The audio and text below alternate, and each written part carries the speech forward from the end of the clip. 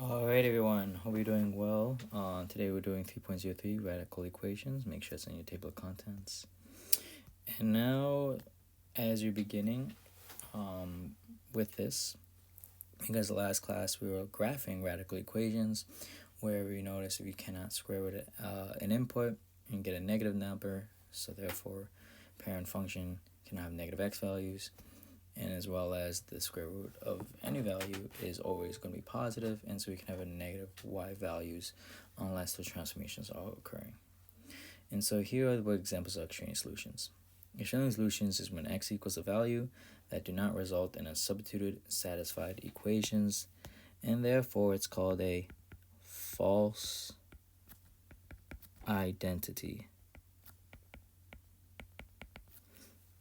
And so when example to negative 2x plus square root of x plus 2 equals positive 1, our first step is to isolate the radical.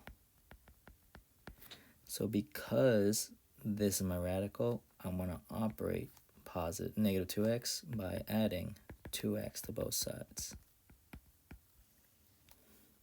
And therefore I get the square root of x plus 2 equals 2x plus 1. My second step is that I need to isolate the radicand. That's the expression inside the radical. And because the index is 2, I need to square it on both sides to cancel out the radical. I'm going to do one side, I do the other. And we're getting x plus 2 equals 2x plus 1 squared, which is going to be 2x plus 1 times 2x plus 1. On the side, so this is going to be step 3, it's going to simplify the binomial squared. Because a lot of you think that 2x plus 1 squared is 4x plus 2. No, so I'm going to do it on the side right here. Alright, so 2x plus 1 times 2x plus 1. FOIL, 2x plus 2x is 4x squared. 2x times 1 plus 2x. 1 times 2x. 1 times 1 is 1. Combine the like terms. 4x squared plus 4x plus 1. And therefore, x plus 2 equals 4x squared plus 4x plus 1. And then, step 4, set equal to 0. I want this to be positive, so I want to subtract x on both sides and 2 to both sides. Make sure they're being operated with the like terms. So therefore, it's going to be 4x squared plus 3x minus 1. And now, step 5, I'm going to factor by grouping and solve. So I have 4 times negative 1. My master product is going to be negative 4. My factors are 1, 4, 2, 2.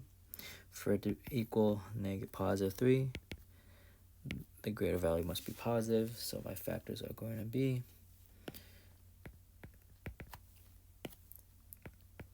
4x squared plus 4x minus 1x minus 1.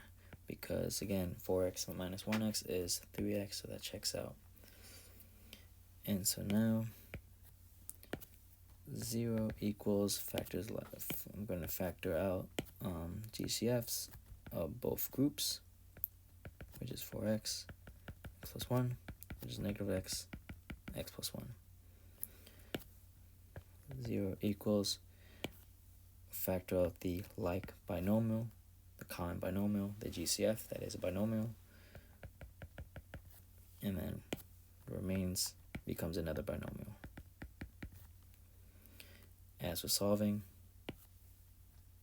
x plus plus 1 set to 0, whereas x equals negative 1. 4x minus 1 equals 0.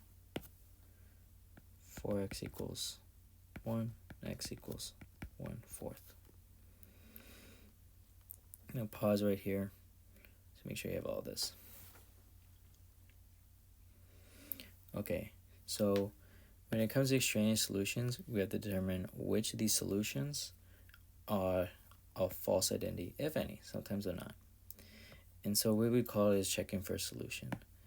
So we have two solutions, one where x is equal to negative 1 and another x equals 1/4. So I'm going to rewrite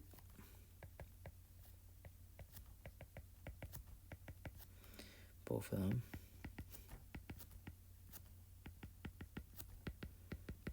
And then substitute the values for the variables. So let's first start with negative 1, negative 2 times negative 1 plus negative 1 plus 2 plus 1, negative 2.